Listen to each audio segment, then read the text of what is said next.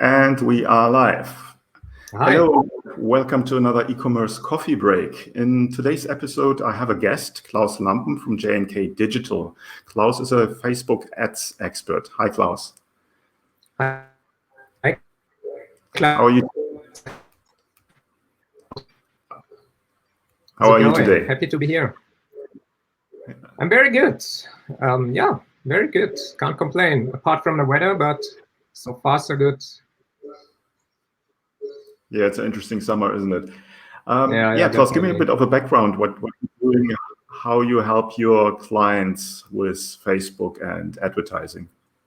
Yeah, so my name is Klaus, as Klaus just said. I own a digital marketing agency with my wife, Judith, so that's why we are called J&K Digital. And a little bit of background on me. I started with online marketing in the industry 15 years ago. I basically studied it. I was working as an SEO, search engine optimization for big publishers in Germany. And then I was an intern at Klaus's company. So that's how we got to know each other. And we were busy working in search engine optimization, social media marketing, building websites. Later then we started our own startup together. It was basically copycat of Teespring, and that was in South Africa. Unfortunately, the market in South Africa wasn't ready for it, but and we had to close down our company 2 years later.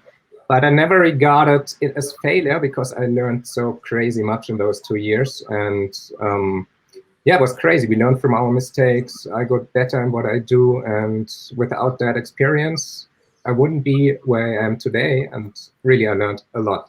And that was also the time when we got into Facebook marketing. We used Facebook ads to market our T-shirts. And then we both, Klaus and I, we started our own online shops. First, we started with drop shipping, and later we built our own products. We developed our own products. And we really, really got good in Facebook ads. Yeah, we spent a lot of our own money, really everything on the ground. And I got approached by friends, by other businesses, if I could help them, if I could support them. And that's how I got into consulting and started my agency. And today, we not only do Facebook ads, but also Google ads and email marketing and other marketing channels. Yeah, that's basically it. Okay, yeah, we have a good history together, and as you said, yeah, definitely. It's important I mean, when we started with Facebook ads were still in their infancy. They were relative new on the market. I mean, there were changes every day. I remember that. And 2015 was crazy, right? Because we could basically sell everything. At that time, it was easy and crazy, and yeah, you have to adapt. Yeah. It was an interesting learning curve there, and definitely, the golden times. I think things just got a little bit more difficult over time, maybe more professional from Facebook's side. Yeah. And obviously, we both spend a lot of our own money on Facebook, which I think is a huge difference to many other agencies who spend other people's money. Exactly. So you get a complete different approach and mindset on how it feels to spend money there. Now, obviously, Facebook is going through big changes right now. With Apple is making their life a little bit more difficult, and obviously Google is also going in the right direction or in the same direction when it comes to privacy policies. So, from your experience from the last couple of weeks with iOS 14.5 and now iOS 15 coming up, what kind of impact does that have for Facebook ads and your clients? Yeah, it's actually a big impact. Most of our clients, or basically everybody, is suffering right now because we have to adapt. We have to see what works, what doesn't work. The biggest problem is I read about a study that 90%, or even in the US, 96% of all users, of iOS users, don't accept the tracking, right? So only 4% are tracked, and that's a big amount. So we lose a lot of data here, and that's a big impact, of course, because if we look at our client data, we actually lose 20 to 50% of the data that we had previously. And that's a problem because we don't know anymore where are the sales coming from, which ad sets perform, which ads perform, which creative performs, which targeting performs. That's an issue. Another issue is if there's less data, there's less room for optimization. Facebook doesn't know who converts should Facebook show the ads to? And another issue is, of course, that the retargeting pools decrease, so there's less potential to retarget. And what we see is a lot of performance fluctuations and increasing CPAs for all of our clients, of course.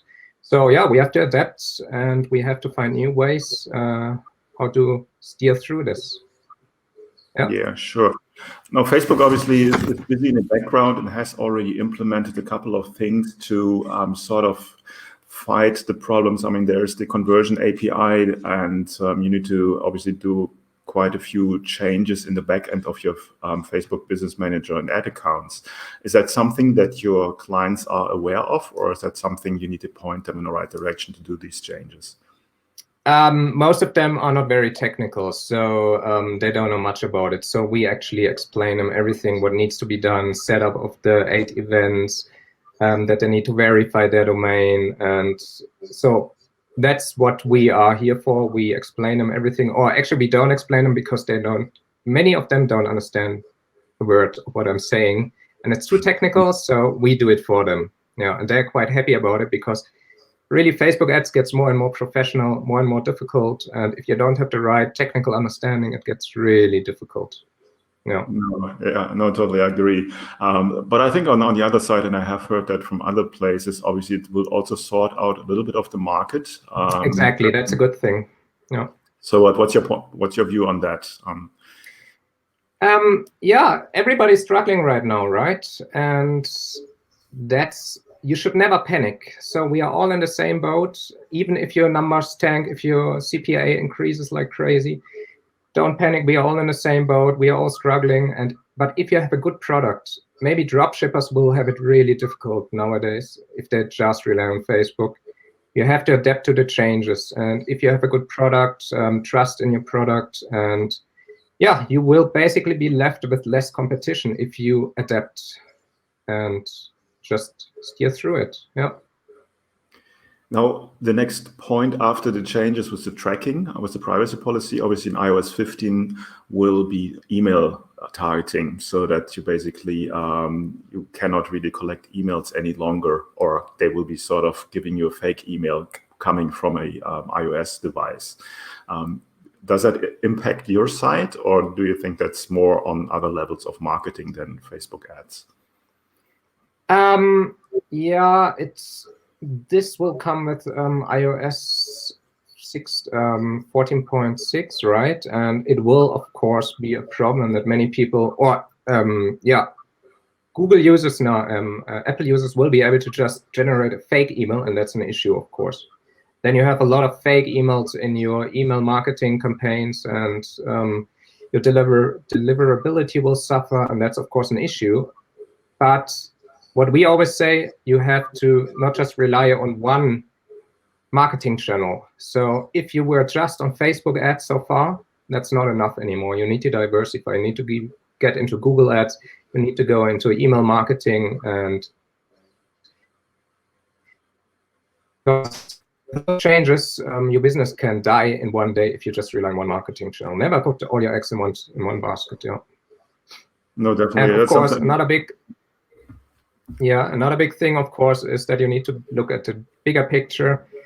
If you use Facebook just for customer acquisition, that's not good enough. You need to look at the customer lifetime value, for example, and use Facebook, by all means, use Facebook to generate new customers, but look at the lifetime value and use other marketing channels to bring in the profit. So you can be break even by generating new clients on Facebook, but make your money on the back end with good back end systems. It's very important. So basically, you're saying start creating engagement and don't try to sell on Facebook, and do the sell on the back end on other channels. Is that right? So do you have more touch points with your client? Definitely. Use other ways. Maybe promote your maybe get people to sign up for your email list on your website. Use Facebook for lead generation purposes. You can still go direct response and use conversion ads. For sure, you can do that, but don't try necessarily to be profitable on the front end. Don't try to be profitable with your first sale, because that will be really difficult. Rather try to break even. And if you break even, you have more potential to grow with your other marketing channels. Yeah.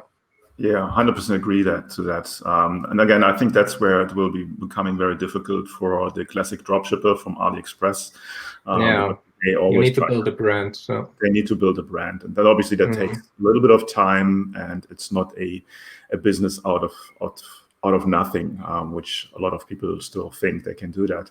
Now, when it comes to tracking and sort of the vanishing cookie environment, are you already looking in other tools, reporting tools, beside of Facebook Analytics obviously is going away. Yeah. So you're looking into Google Analytics. Are there other tools, or do you think there will be other tools coming up to sort of take over the space that the cookie tracking had in the past? Yeah, for sure. So everybody should always use UTM tags when they set up Facebook ads. Many people haven't done it so far. Always use UTM tags. The problem with UTM tags, it won't paint a clear picture completely because of the different attribution system. UTM tags rely on last click. So if somebody goes on your ad, comes to your website, and leaves your website because they don't have time anymore, and come back later in the evening by searching on Google for your brand, you wouldn't see that sale for Facebook in Google Analytics, although Facebook basically brought in the customer. But in Google Analytics, you wouldn't see this conversion for Facebook. So that's an issue, but it helps to look at Facebook analytics, or reports, you need to look at UTM. And there are other softwares like Hyros or Wicked Reports. They are quite expensive though, but they help to show you where are your conversions coming from what marketing channels. One issue though, those softwares don't report back to Facebook, so you cannot use this data for optimization. But at least you know where your customers are coming from, which ads perform, which audiences perform. Yeah. Okay.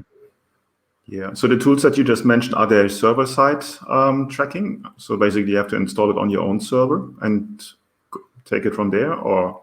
I think so. We haven't worked with them yet because most of our clients don't want to spend that much money, and yeah, but they are quite expensive, really. But I think so, yes, that you install them yourself. Okay. I think you made a good point earlier, saying that there were always changes in situations, and I think both of us have been to plenty of these when just things change in online marketing. You have to pivot and adapt and find a new way. I personally find that always the interesting part. It's always a bit of, you see this panic, and then the next thing is everyone is sort of gets into it and then moves on. It was the same like 2 years ago with the GDPR and all these things. Everyone was panicking, and now everyone knows how it works, and it's not a problem at all anymore. Yeah, so, exactly. And there are so many smart companies and people out there, and I'm sure there will be new tracking options and softwares coming out in the coming month or even years. So there's always something good coming. What's your take or your recommendation when it comes to diversification? I mean, obviously Facebook and Google ads are the big players, but obviously there's a ton of other places. You can do Pinterest ads and Twitter ads and so on and so forth. Everyone has a platform out there. How do you deal with that with your clients? Do you do an assessment and then looking into finding the right channel, or how do you work with that? Yeah, definitely. So first, we started as a Facebook marketing only agency, but soon we just realized it's not enough. As I said, don't put especially Google ads. I mean, most of your coaching clients, students are in the e-commerce niche, right? So Google ads, always try it. It's really working wonders for some of our clients. And then you need to check what might make sense for you. TikTok might, if you have a young audience, Snapchat, Pinterest, if you have a lot of women as clients, and yeah, email marketing, definitely. Always do email marketing. Klaviyo is awesome. Yeah, definitely. So we analyze, we suggest some tools to our clients, and a month or 3 months, it's not worth it, and we know, and we move on and search something else that works. Testing is very important these days.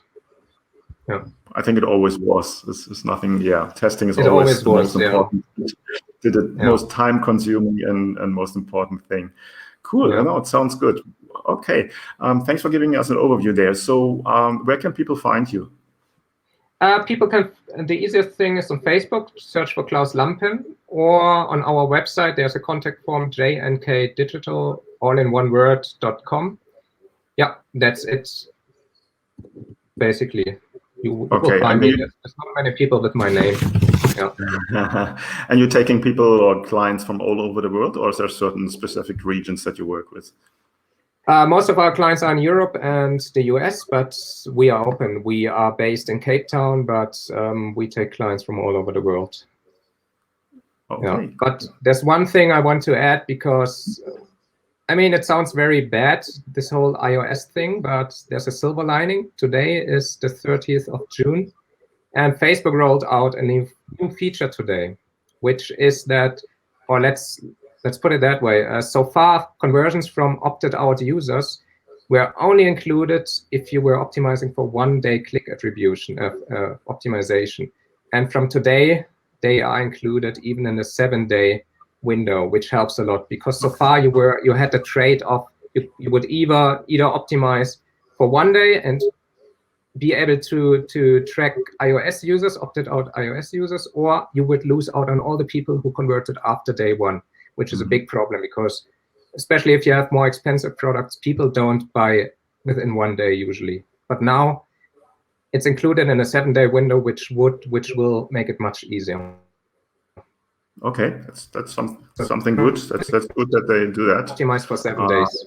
Yeah. For 7 days. Okay. No, I think that's a good move for Facebook to do so. Definitely, yeah.